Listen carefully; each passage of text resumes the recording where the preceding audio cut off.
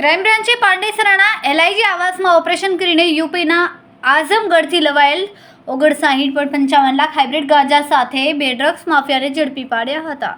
આવાસના terrace પરથી 1.985 kilogram hybrid ગાંજો મળી આવ્યો હતો.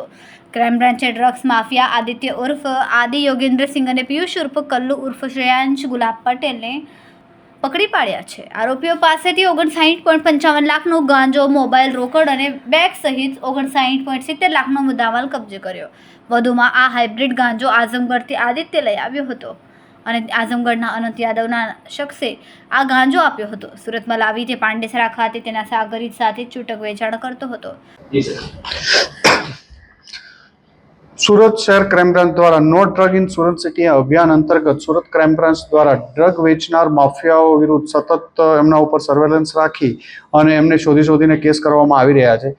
એ જ અભિયાન અન્વયે કાલ સુરત ક્રાઇમ બ્રાન્ચના પોલીસ ઇન્સ્પેક્ટર આર.આઈ. જાડેજા અને એની ટીમને એક માહિતી મળી હતી કે પાંડેસરા વિસ્તારમાં ગુજરાત હાઉસિંગ બોર્ડના એલઆઈજી ક્વાર્ટર્સના ધાબા ઉપર જે હાઇબ્રિડ ગાંજો છે, ઓજી તરીકે જે ઓળખાય છે, એની એક ડિલિવરી થનાર છે અને આ બાતમી અનુસંધાને ક્રાઇમ બ્રાન્ચની ટીમ દ્વારા પંચો સાથે, સરકારી પંચો અને સાથે લઈ એક રેડનું આયોજન કરવામાં આવ્યું હતું અને ક્રાઇમ બ્રાન્ચની ટીમ દ્વારા એક સફળતાપૂર્વક રેડ કરતા બે ઇસમો પકડી પાડવા આવ્યા હતા. જેમાં એકનું નામ આદિત્ય ઉર્ફે આદિ યોગેન્દ્રસિંહ, જે રહે છે ત્યાં હાઉસિંગ બોર્ડ પાંડેસરામાં જ અને મૂળ રહેવાસી છે ફૂલપુર યુપીનો.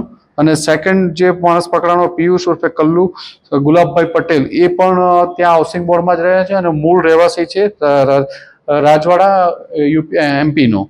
આ બંનેના કબજામાંથી 2 કિલો જેટલું ઓજી એટલે કે હાઇબ્રિડ ગાંજો મળ્યો હતો, જેની અંદાજિત કિંમત 60 લાખ રૂપિયા થાય છે. અને આ બંને હાઇબ્રિડ ગાંજો વેચવાનો પ્રયત્ન કરતા હતા. એ દરમિયાન બંનેને પકડી પાડવામાં આવ્યા છે. આ લોકોની પૂછપરછ દરમિયાન આ ક્યાંથી લાવવામાં આવ્યો છે, કોને આપવાના હતા, એ બાબતમાં પણ તપાસ ચાલી રહી છે.